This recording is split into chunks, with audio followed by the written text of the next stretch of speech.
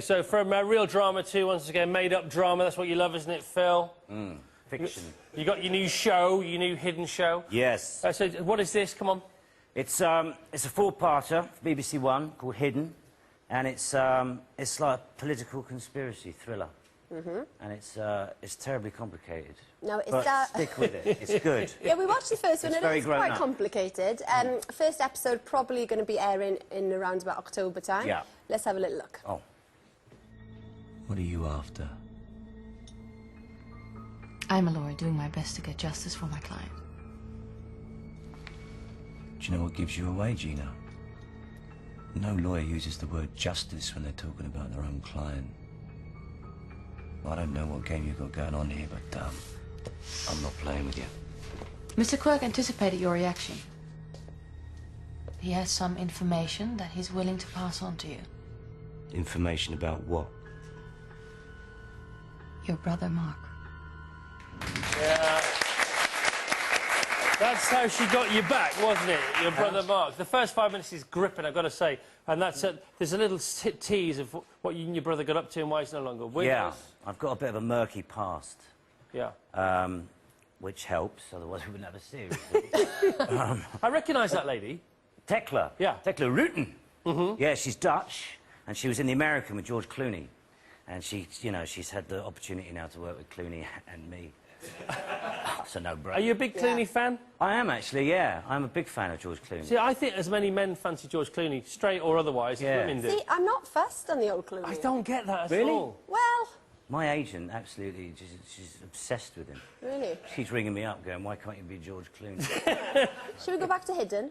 Yeah. OK, so the first episode features lots of topical stuff, coalition government, rioting. Now, was that written before the rioting happened? Yeah. Is it just a coincidence, then? It's a complete coincidence. Either that or Ronan Bennett, who wrote it, is psychic. But it was written, well, I first read it last September, about a year ago. But that happens a lot in dramas. They seem to sort of predict things. They get things pretty much right, don't they? Absolutely. How come? Are they just thinking about things ahead of time? I guess, I don't know. Maybe they just sit in rooms watching news and, you know, trying to piece it all together and thinking, where are we going here? Or studying the form. Maybe they're secretly in the House of Commons. I don't know. They just write about what they're interested in, I guess. And you say it's a four-parter. Yeah. Is there going to be any more, or is it just a clean four-part? Well, it's sort of open-ended, as everything is these days. You know what I mean? It's sort of... they always like to sort of keep something going if they can. So I think it sort of works as a piece, you know, 1 to 4. But if they want to make more, it's open to that, and there's potential for it. And I'd certainly be up for doing it. Yeah. Would you fancy a big 10-year run at something, you know, that's going to define your career? Well, I kind of spent, you know, 5 years. Well, I did two series. I nearly said seasons. That's the American. Hey. Very American. I did 2 seasons, man. Of Life on Mars, and then 3-season series of Ashes. So that was sort of 5 years of my life playing Gene Hun, which I've never done that length of time. So there's, you know, sort of the older you get, and when you have family and mortgage to pay, you know, you think, ah, it's not bad. OK, variety or security, if you had to choose now? Well, you know, I would have said probably, if I'm being very honest, I would have said 10 years ago variety, probably now...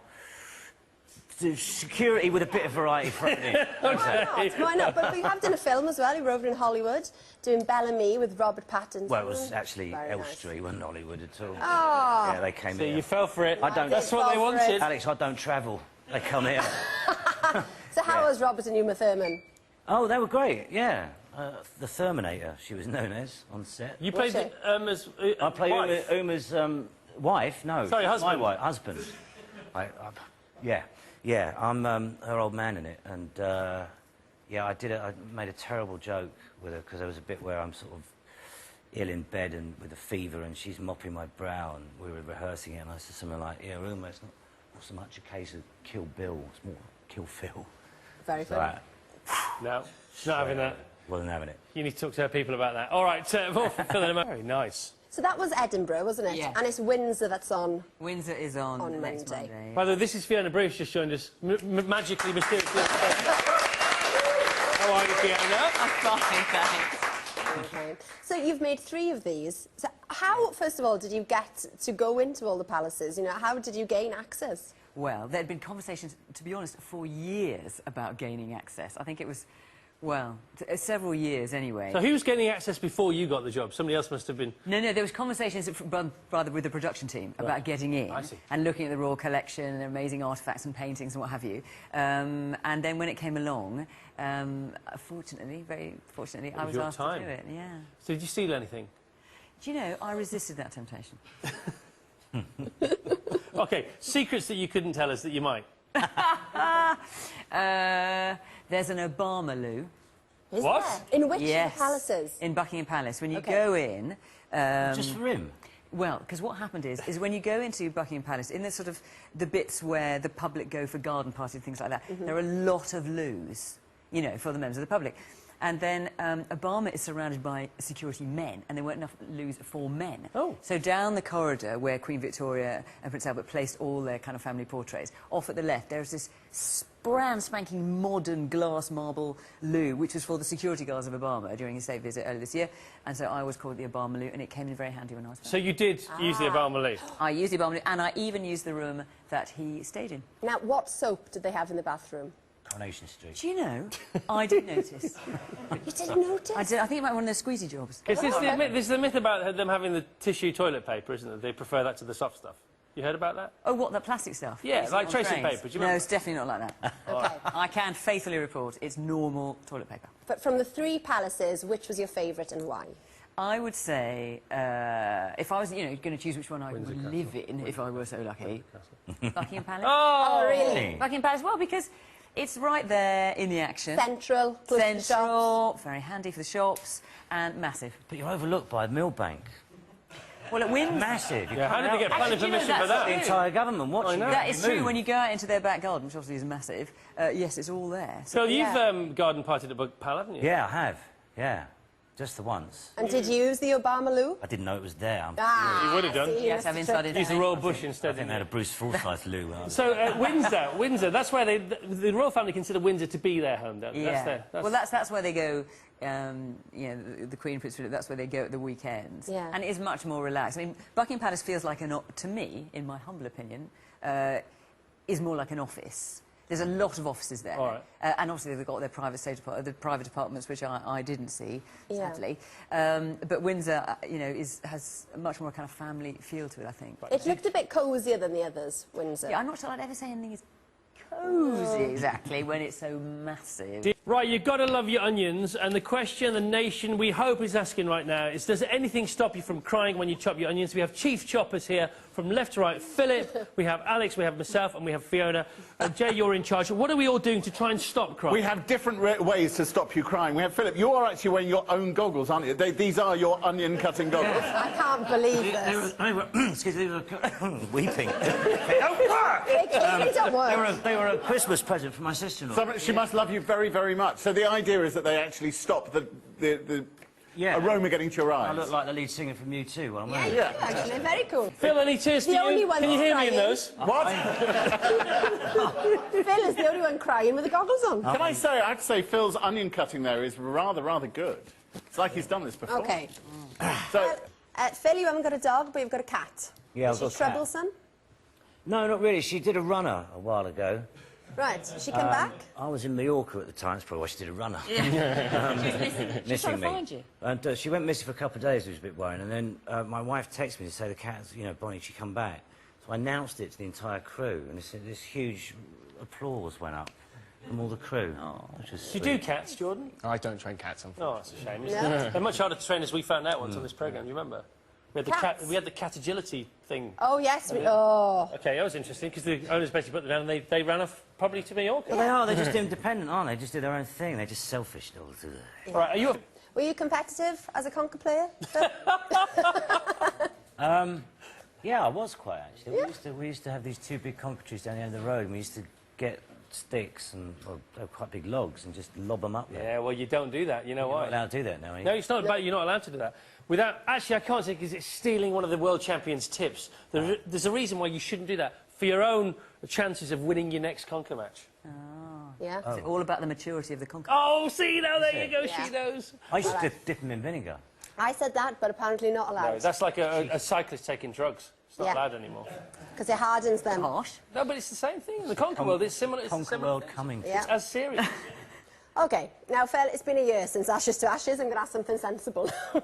You've had a year to reflect, so what was cooler, the 1970s or the 1980s? Oh, gosh.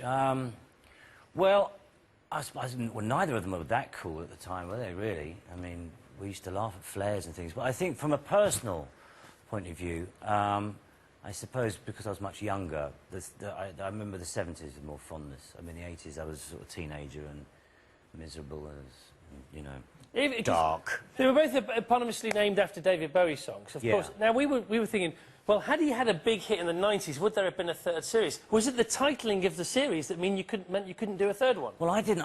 Somebody said that, when he researched, said that he didn't have a hit in the 90s. No, I know, we've checked it out. I'm sorry, Dave, if you're watching, but... I thought he did. He was... China Girl? No, that was all 80s. 80s. Modern What Love, about 80s. Didn't he have a Tin Machine? Under Pressure, 80s. Tin Machine, 1991. Went to see them. Terrible. I'm just telling it like it is. They were awful, honestly. Life in Tin. Yeah. But you got to wear some pretty cool outfits. Well, apart from one. Here you are, attacking somebody in a pair of trunks. Fiona, you're going to love this. Oh, Let's have a look.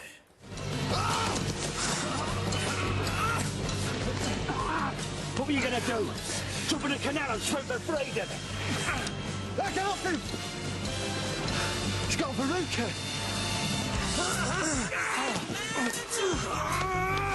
When you got a job to do, you got to do it.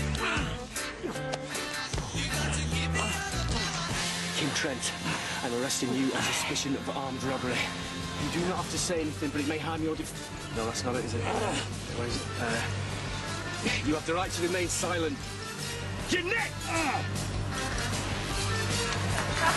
Philip, how did you do that without laughing, and how many takes did it actually take? We did a few takes, but I remember it was by the canal in Manchester.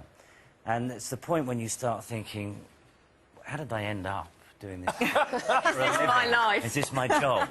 You know, you got people, so you got your dressing gown on, and then they shout action, and then we're off with it. And then these cars going past, bibbing horns, oi, oi. So you used to flash them just before a take. You'd like that, Fiona, wouldn't you? Because you What, I like flashing? You're somewhat attracted to Phil, aren't you? Well, we heard. Programmes. You're just embarrassing me now. We're fine thing of a man in Fiona, front. of course, you really fancied him. That's actually what they said. Bless him. Well, all the shows I do, I'm just a warm-up for Fiona when she's doing the news. Oh. 9 By the way, we're wedged in between her two bulletins tonight. There you go. We're the filling in her sandwich. You are especially. How cold was it that day?